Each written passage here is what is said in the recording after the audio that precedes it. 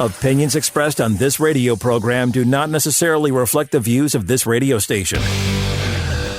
My friends and I always tune into the Todd L. Levitt Law Show.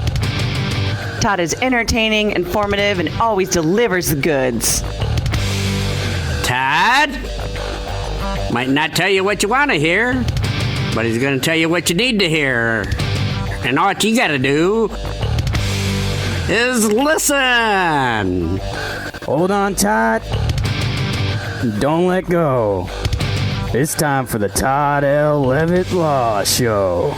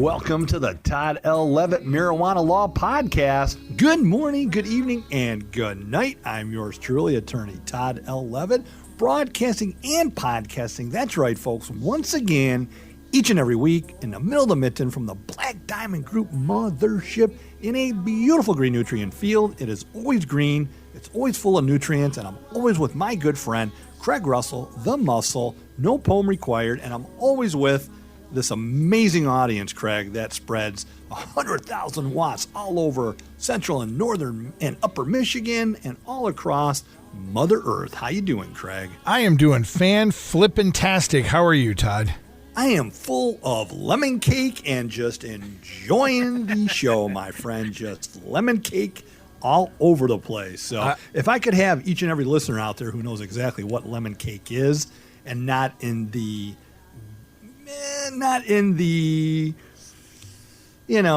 Food Channel baking show sense of lemon cake, or in the, I don't know. You know what I'm trying to say. What am I trying to say, Craig? I know what you're trying to say. That's what I was going to ask you. I'm guessing you're not talking about, like a lemon confectionery pastry thing. You're talking about lemon cake.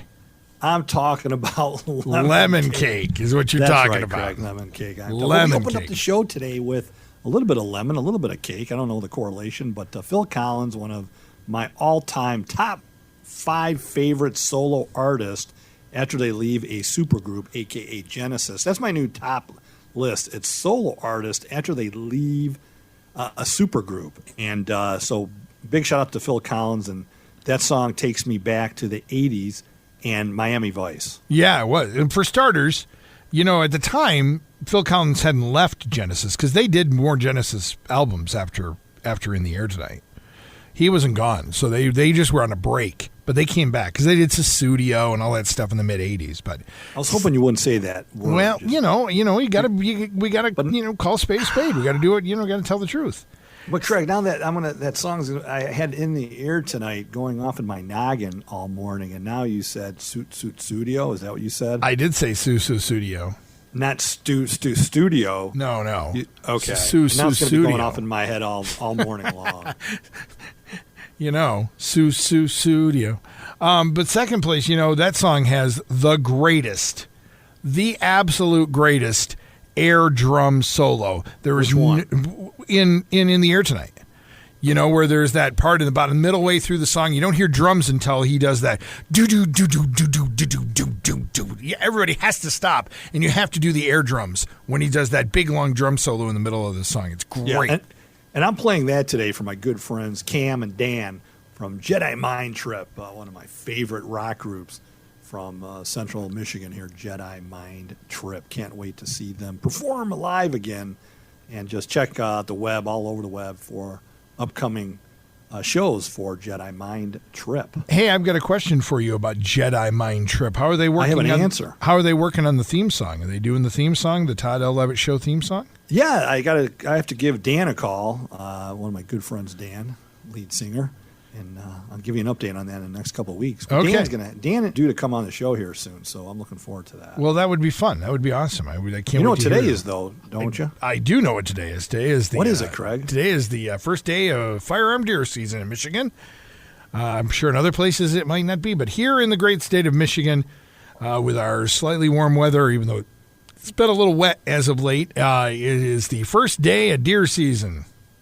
Yeah, big day. It's a holiday. Yeah, it's it is. Huge. It's huge. In The fact, kid- everybody listening to the radio or whatever audio version they listen to the show and the station, all the Black Diamond Group stations, hello to all of you out there, and good luck and be safe. Yes, the kids hate this because, you know, normally in Michigan, this is, especially in northern Michigan, if you take a look at your right palm and about where your fingers join your hand, if you draw a straight line, that is pretty much divides like northern Michigan from like central Michigan and lower Michigan in the lower peninsula. Anything north of that, the first day of deer season is like a holiday. It usually schools are closed because not enough kids will show up. People take the time off of work. And the kids hate it this year because this year it's on a Sunday. School's already off anyway. They don't like that. Good But, point. you know, And here's something appropriate for a law show. What's that? Each and every year, I get at least a dozen calls from individuals who are ticketed for poaching. Oh, So yeah. We're going to be discussing, folks, once again, it's timely, the penalties for unlawfully taking a deer in the great state of Michigan. So that's something we will be talking about at length. We also have some information of celebrities and cannabis. I'll put you on the spot, Craig, to see if you can name a few of the celebrities who are involved in the cannabis industry. Okay. We mentioned last week that we were going to do an email show this week, but there's an issue with that show, Craig. Yeah. We've been having some email problems. We think we might not have gotten all the emails that we wanted to do. So the email show is on hold for right now.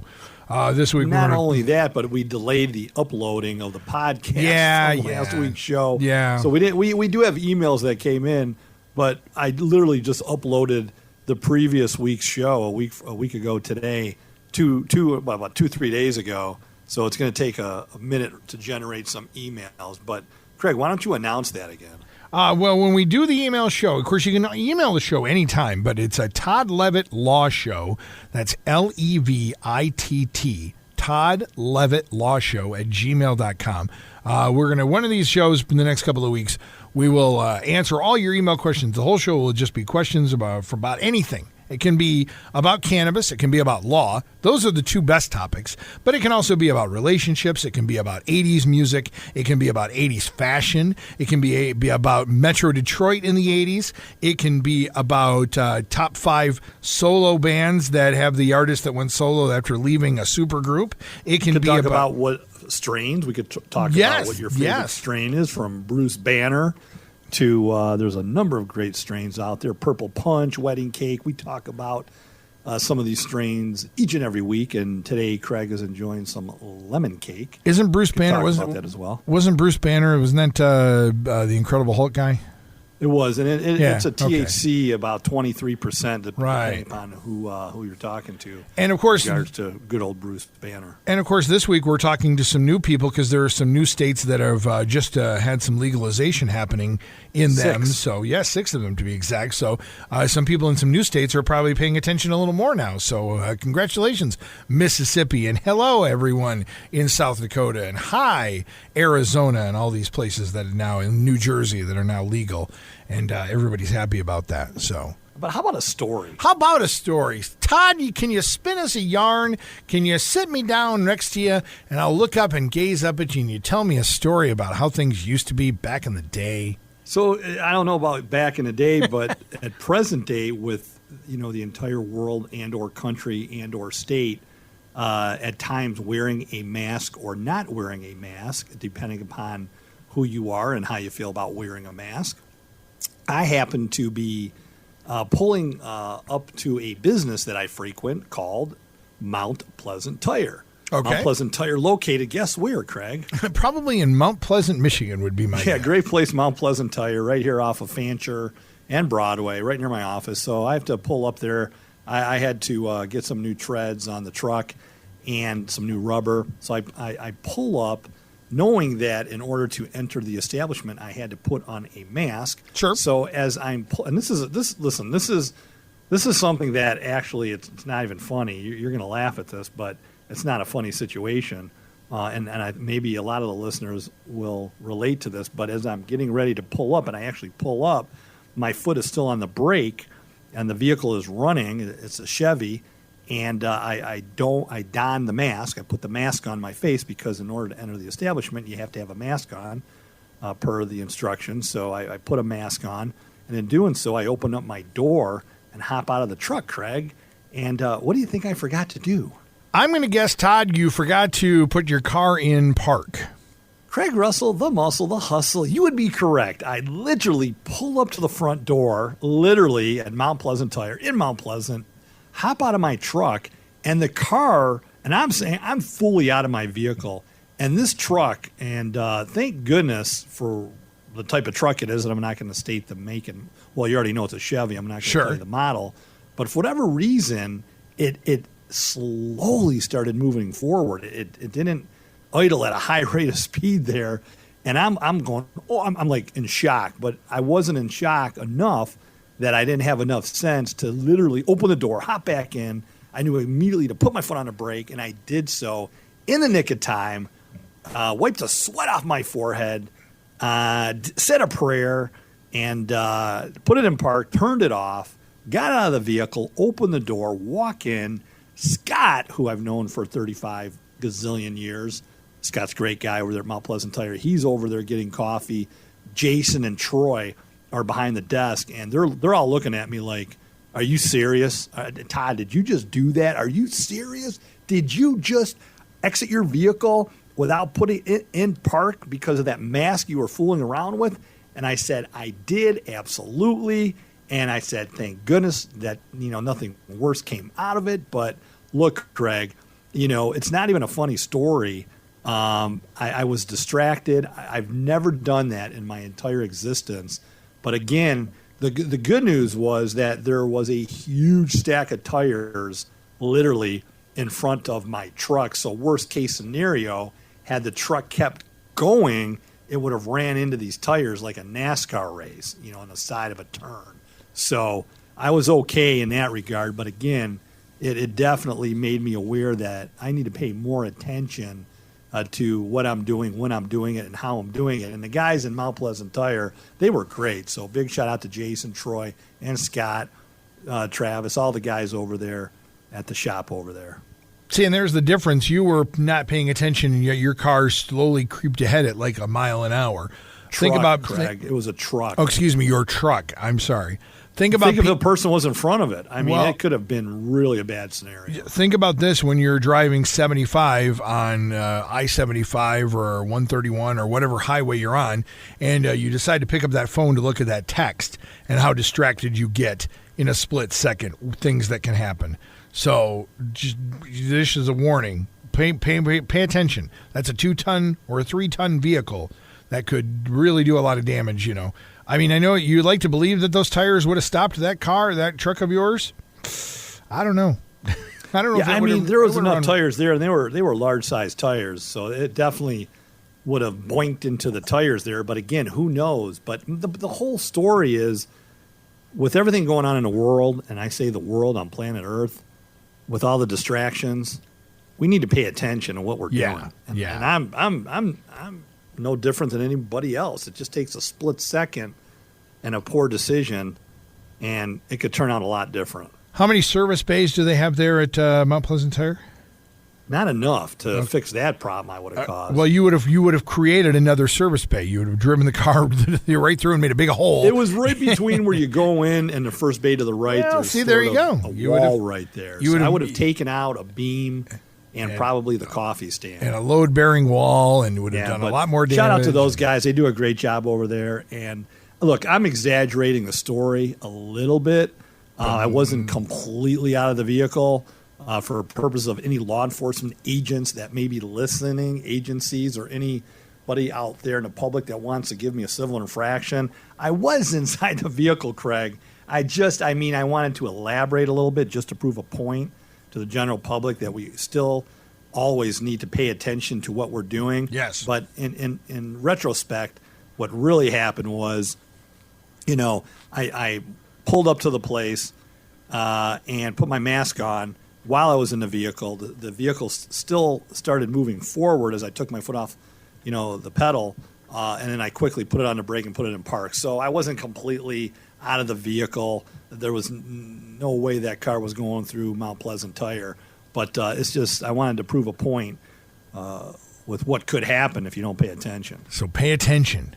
Pay Please. attention. And if you Pay need attention. tires, check out Mount Pleasant Tire because that's the only place I go to. But hey, Craig, we have a huge show for the listeners today, and it is opening day. And what else is happening today, Craig? Lots of other things are happening. We're going to talk more about poaching, and we're going to talk more about lemon cake and other things. We do have to take a break on the Todd L. Levitt Law Show. We will be right back. Pain still grows, so stranger to you and me. I can feel it coming in the air tonight. Oh Lord, I've been waiting for this moment all my life. Oh Lord, I can feel it coming in the air tonight. Oh Lord, I've been waiting for this moment all my life. Oh Lord, feel it coming in the air tonight. Oh Lord, I've been waiting for this moment all my life.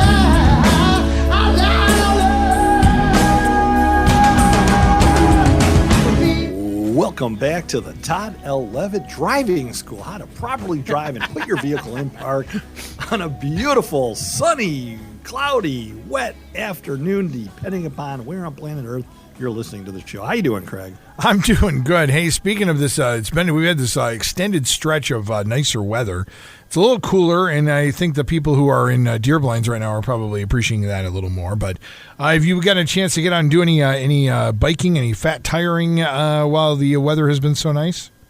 Oh, absolutely. I was, and I mentioned this last week, the Iceman Cometh did not take place this year in the sense of an organized mountain bike point-to-point race, but I was Right. hanging out at Timber Ridge, who, by the way, is a new sponsor of our podcast. So big shout-out to Gordo, the owner of Timber Ridge in Traverse City, Michigan, Ella, everybody out there at Timber Ridge. Great. We talked about it last week, but Yeah. Great Great place. facility. Great facility. The Traverse City area is lucky to have such fine facilities, including Timber Ridge. Timber Ridge is one of the best. So, But on Friday evening, prior to that Saturday, a great guy, Don Marsh, Kalkaska, Michigan's very own Don Marsh. If anybody out there knows Don Marsh, tell him the Todd L. Levitt Law Show says, "What up, Don Marsh from Kalkaska, Michigan?"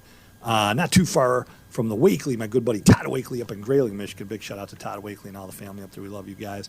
But Don Marsh, great guy. He organizes Friday Night Lights. It's a organized mountain bike, fat bike ride at night. And on this evening, we rode the Vasa single track, about 14, 15 miles. There were probably about 30 people out there. So it was a really chill ride on the Vasa single track at night with lights on. It was just so chillax. The weather was warm. And then the following day on Saturday, I had the honor of shredding the Iceman with not only Don Marsh again, but the ladies of the Bear Claw Brewing Company. So big shout out to all the ladies who they call themselves the TNAs of the Bear Claw Brewing Company. They're in Traverse City. So there were 6 ladies out there, and they kept me going, and big shout out to those guys for sure. But Craig, enough Todd. of that. Yes. Let's talk about the penalties for unlawfully taking a deer. It's pretty severe, actually. It is. This is the time of year. Of course, firearm deer season is beginning today. And, you have to have a license and et cetera, and there's limits and things like that. But if you decide to just walk out in your, maybe you got 10, 15 acres, you decide to walk out there with a gun and just start to shoot things and stuff, that's not a good idea because this is our annual first day of deer season, firearm deer season show. And I'm pretty sure I remember you've talked about this before, but I think you should refresh everyone's memories. Poaching is a big deal, isn't it? Yeah, not only poaching, but folks, there is something out there called recreational trespass. Have you ever heard of that, Craig? I have not.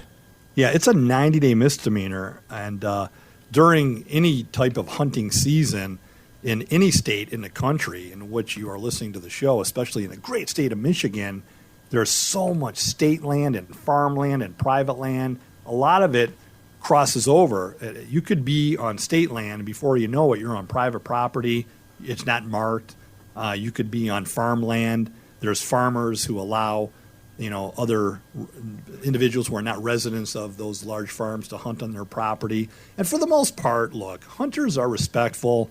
They look out for one another. My entire family hunts. Big shout out to everybody up there and their deer blinds up there. Mikey, Jeff, all the Morley boys, and everybody out there hunting. Eugene, but for the most part, deer hunters of all types are extremely respectful, amazing individuals. But recreational trespass is definitely a misdemeanor, and it's entering or remaining on property of another without their consent, folks. So you shall not and should not enter or remain on the property of another person without their permission and consent while you are hunting or fishing or engaged in any other type of outdoor activity that falls under the statute. So, again, be aware of the statute. I'll give it out. It's 324. Okay, it's under the 324 code, folks. So if you live in the state of Michigan and you're interested in reading the text to the recreational trespass laws, which is a 90-day misdemeanor in the state of Michigan, plus fines, plus penalties, other sanctions, look up 324.73102. But, Craig, poaching in Michigan is pretty serious, and the penalties for unlawfully taking a deer, a.k.a. poaching, is a misdemeanor. It's a criminal conviction. And depending upon if you have any priors, it carries a minimum of 5 days, not more than 90 days in jail. And it's not just deer, too. It's a lot of different kinds of animals. Deer is, of course, the biggest one this time of year. But you could do, if you did a moose or an elk or even smaller animals, you really can't do that. It's not allowed. Well, it's the trophy bucks. If you believe, so for trophy bucks, there are huge restitution fees. I mean, they are massive. If the antlered, sorry, I'm having trouble, folks, with the lemon cake here. If the antlered white-tailed deer had from, let's say, 8 to 10 points, it's an additional $500 per point. Wow. That's the fines and costs. And if the antlered white-tailed deer had 11 or more points, that's a nice rack right there. The additional amount per point becomes $750. So that's some stiff penalties right there. So the minimum restitution is anywhere around $1,000. I mean, you could lose your loss of hunting privileges from anywhere from 2 years, and the penalties just go up from that. And if you have a prior conviction, everything is enhanced. So, for instance, if you're an individual with 2 convictions for the same offense within 5 years, the penalties, they double. But, I mean, again, very severe penalties. It goes, points. It goes by points. So be careful out there. And on top of it, most of this has to do with illegally taking a deer. Now, you can get a license, and I'm sure the cost of a license and the cost of doing it all in the up and up is way less than what happens when you get caught and you have to start paying fines and restitutions and maybe even sitting in jail for a few days. It's just better off to just go get the license, make sure you're all squared away, do it safely. Especially this time of year. That's another thing. I know poaching is a big deal, but also, man, make sure you are looking out for the other guy. Make sure you're looking for the orange. Make sure you're looking for other people. We always have stories about people who accidentally get shot in the woods because they are mistaken for a deer or a moving animal of some sort. So please take it easy. But Craig, it's for poaching, it's jail time, 5 days to 90 days, and if you have more than one conviction, it becomes, the penalties increase, and it becomes a minimum of 10 days, a maximum of 180 days. Now, what happens as a defense attorney, because I get a dozen of these cases each and every year, it's about the money, folks. It's about the money.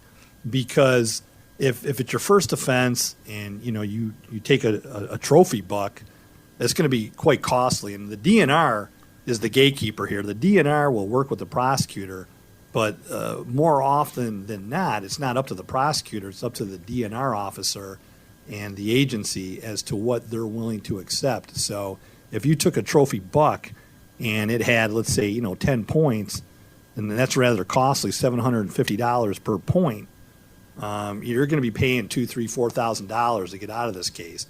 Not to mention, lawyer fees, probation, and other sanctions. And the question becomes, Craig, what I always do as an attorney, first I want to see the rack. Rack them. I want to see the rack. That was a college thing, by the way. Yeah, rack them. I won't get into it, right? But points are measured. So legally, folks, points are measured from the tip to the nearest edge of the antler beam. Okay? Again, I'll say it again. Points are measured from the tip to the nearest edge of the antler beam. So I'll try to argue in opposition to that. And if the distance is, let's say, from my memory, 1 inch or longer, it's considered a point for purpose of the computation under the statute. And if you do not pay that restitution, the court can impose additional jail time through its contempt of court power, folks. So, again, there's no reason anybody and everybody who loves the outdoors, who loves to hunt as we do, who loves to fish, cannot just follow the rules. It's not that difficult. No, it's really not. And you brought up a good point about the fines and everything. Again, it probably is going to be a lot cheaper. Just go get the license. Make sure you're all squared away and on the up and up. You're careful. It's going to cost you way less. You're still going to get the same thing. There's the other part of it, too. If you go and poach a deer or you go and legally shoot a deer, it's the same deal. And I'll say this, Todd, I do love me a good rack. I'm just saying. Just saying.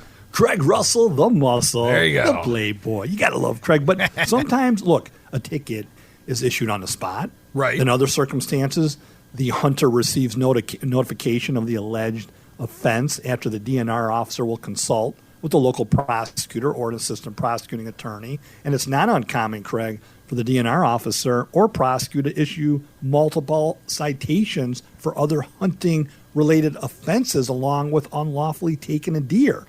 And some of those are illegal baiting, failure to wear hunter's orange, hunting outside of permissible hours, and on and on and on. As a hunter myself, you're aware of these rules and regulations because you always want to follow them and be safe and, make sure where you are hunting, there's no other hunters in that area.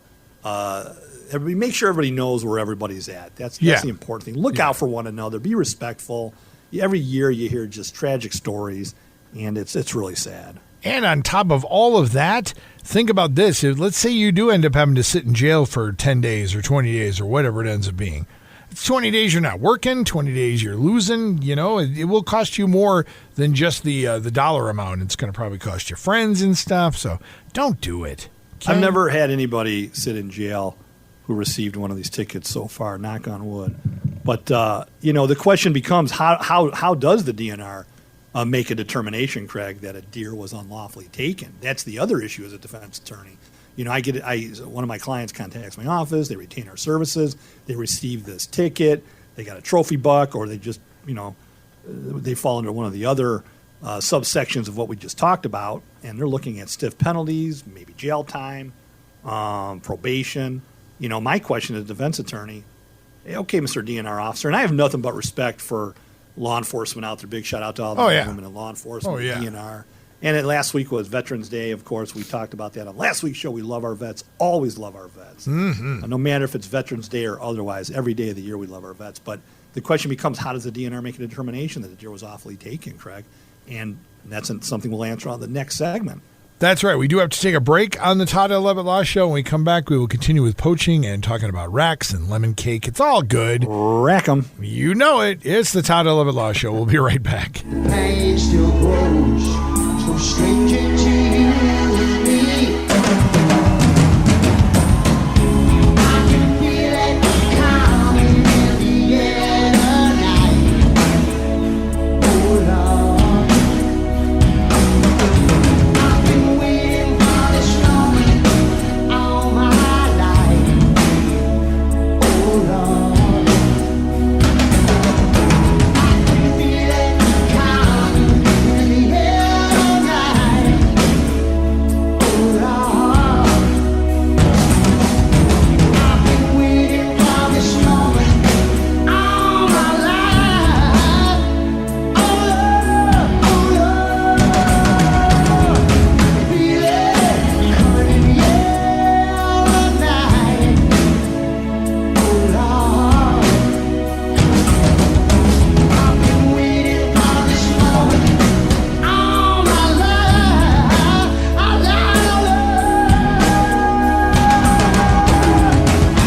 Welcome back to the Todd L. Levitt Law Show, broadcasting and podcasting with my good friend Craig Russell, the Muscle. How you doing, Craig? I am doing awesome, Todd. How are you? I'm doing Bruce Banner just frickin' fantastic. Green and mean, and we wouldn't like you when you get angry and stuff like that. Nah, never. Always chillaxing in the chillaxing lane. We do have some Black Diamond Broadcasting news to get to before we jump back into talking about poaching and stuff like that. It was brought to my attention a couple weeks ago. Black Diamond Group has bought some new radio stations, including a couple in Midland.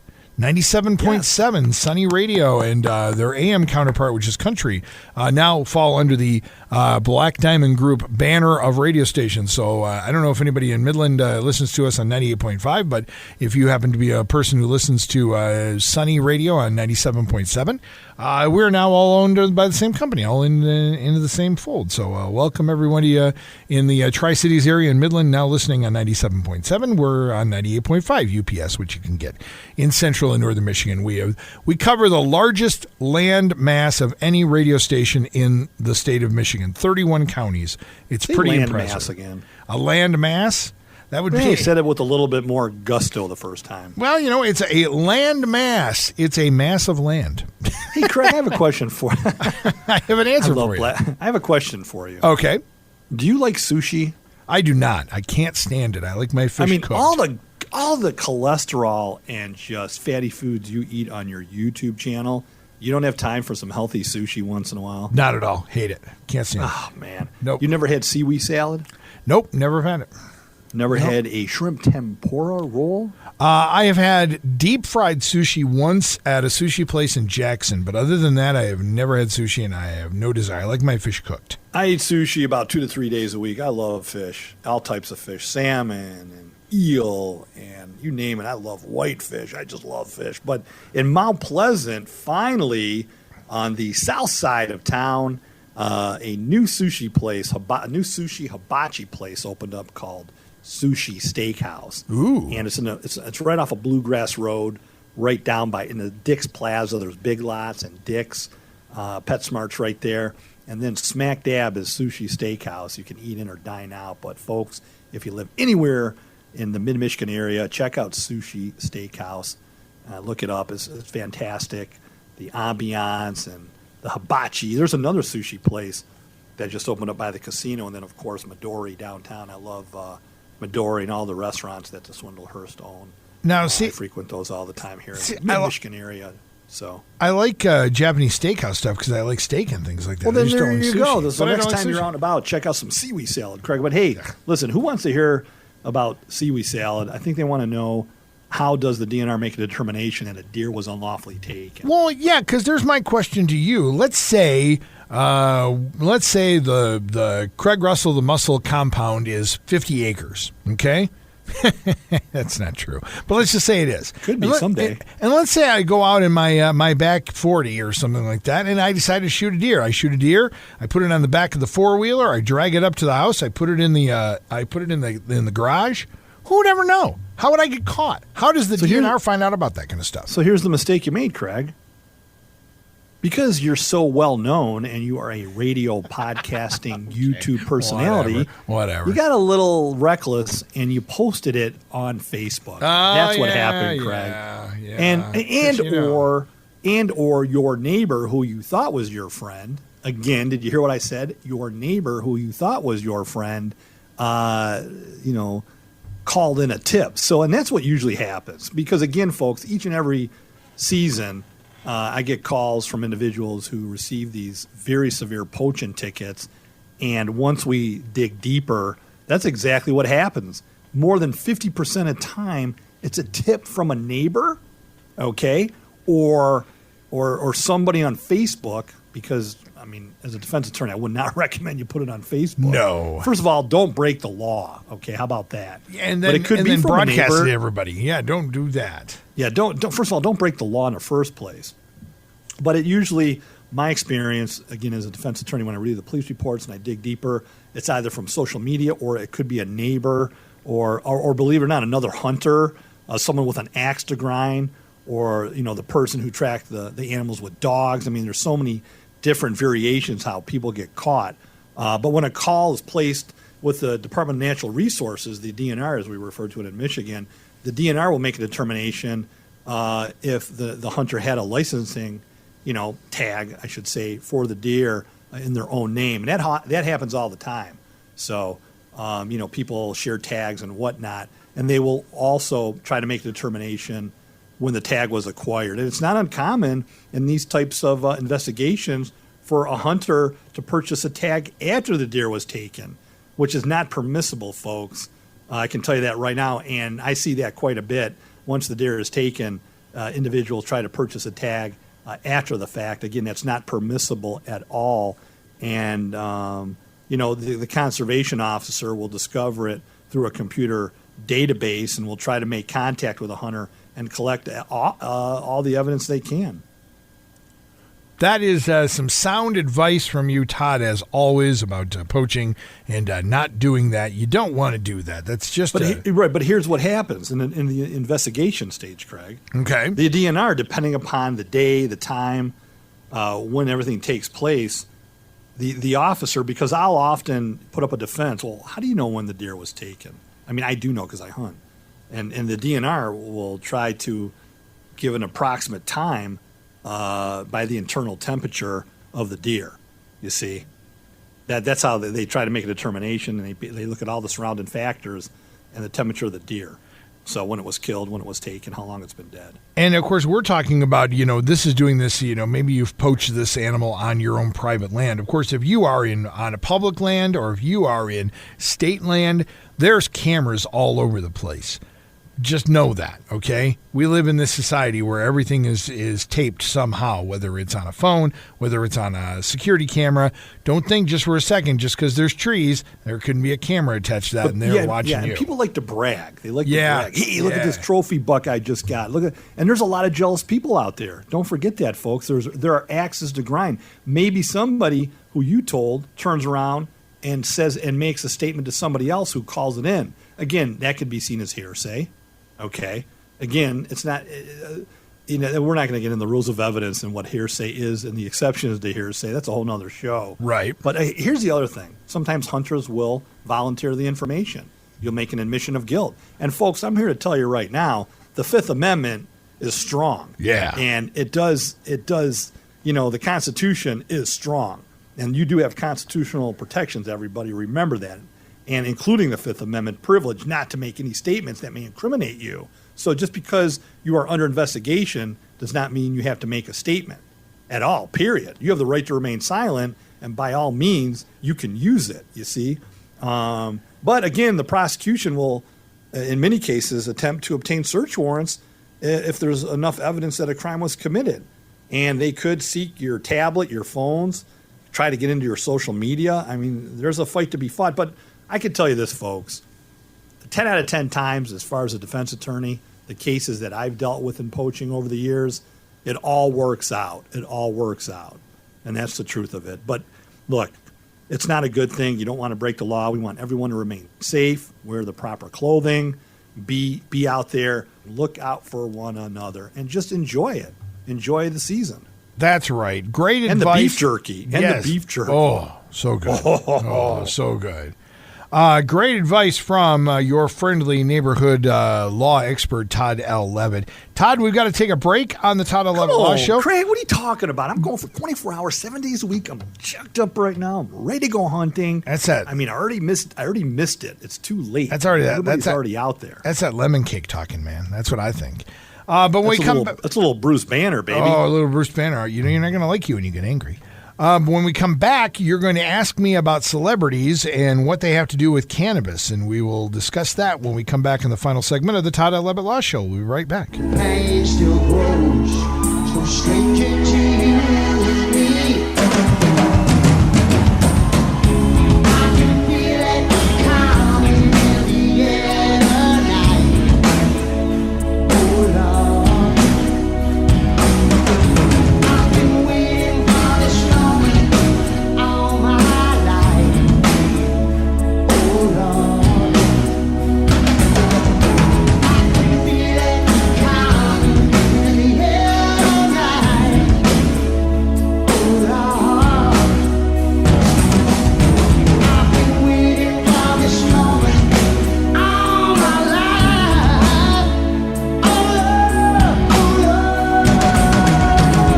feel it coming in the air tonight. Oh Lord, I've been waiting for this moment all my life.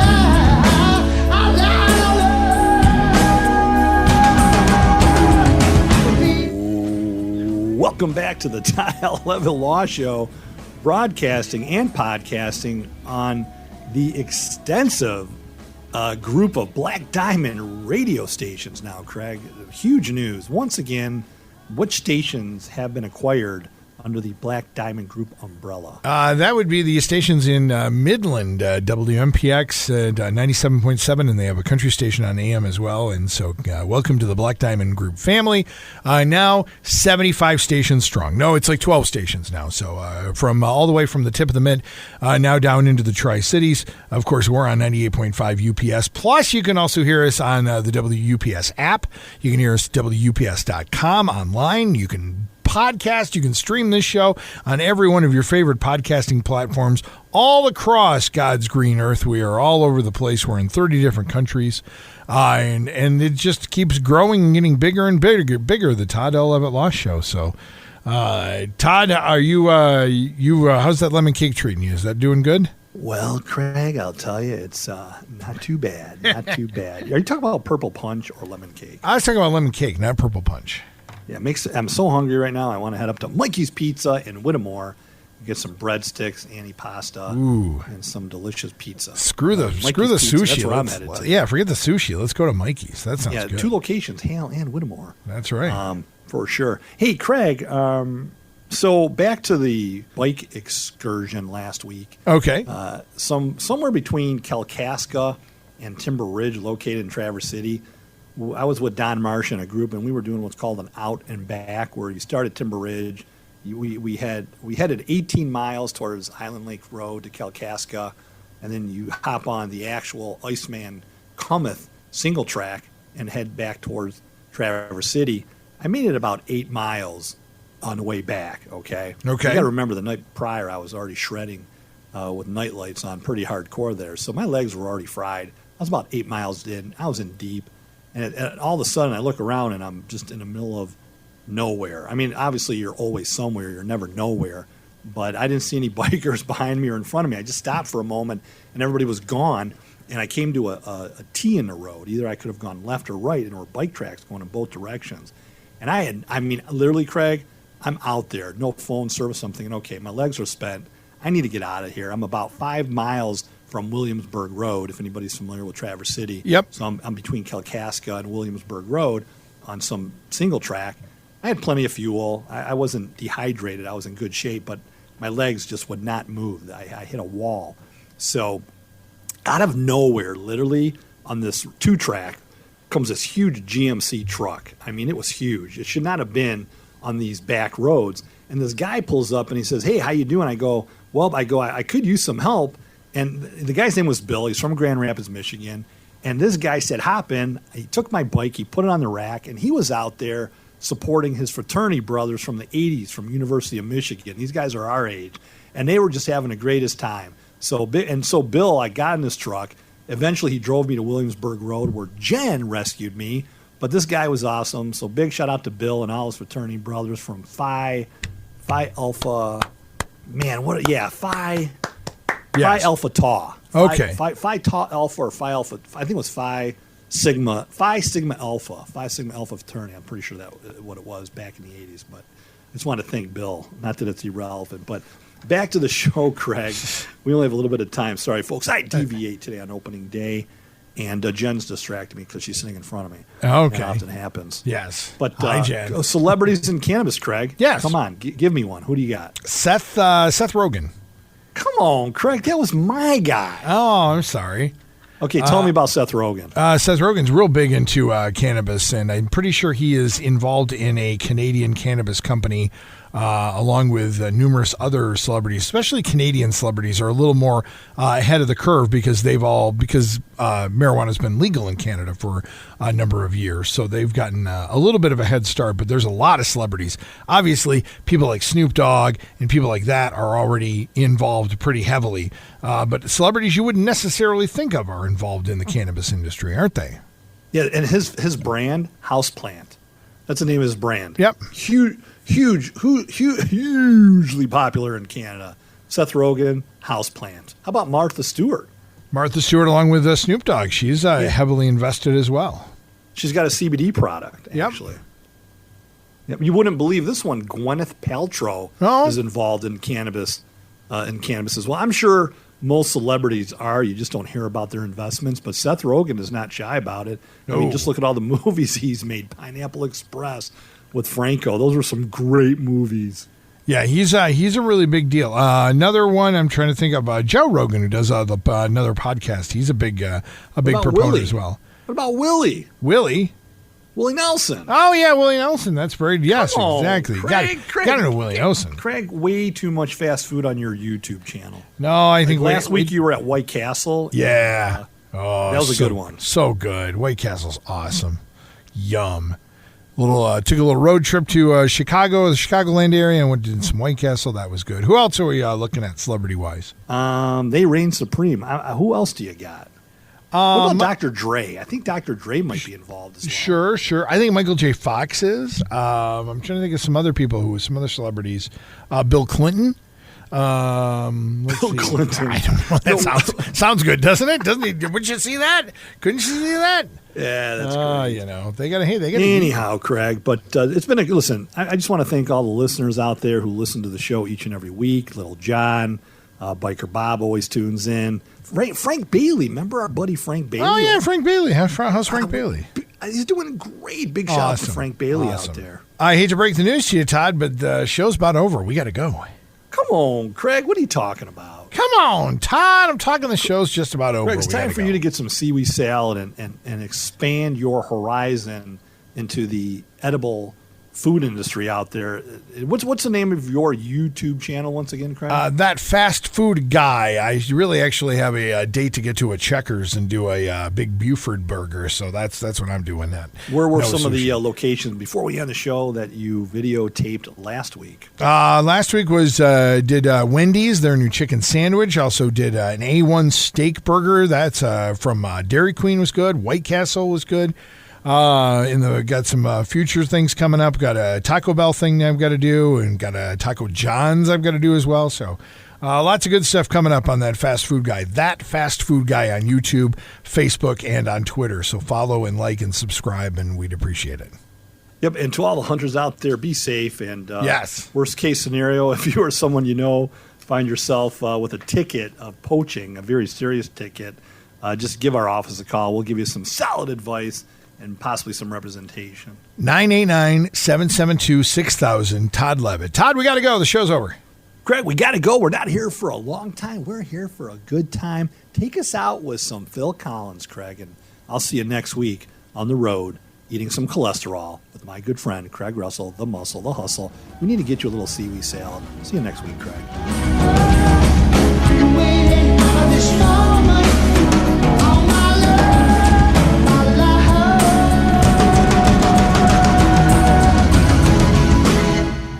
The Todd L. Levitt Law Show, brought to you by Chad Malley Well Drilling of Rosebush, Clark Modular Homes, your most experienced and trusted builder in Mount Pleasant, and attorney Todd L. Levitt, not just a litigator, he's an advocator.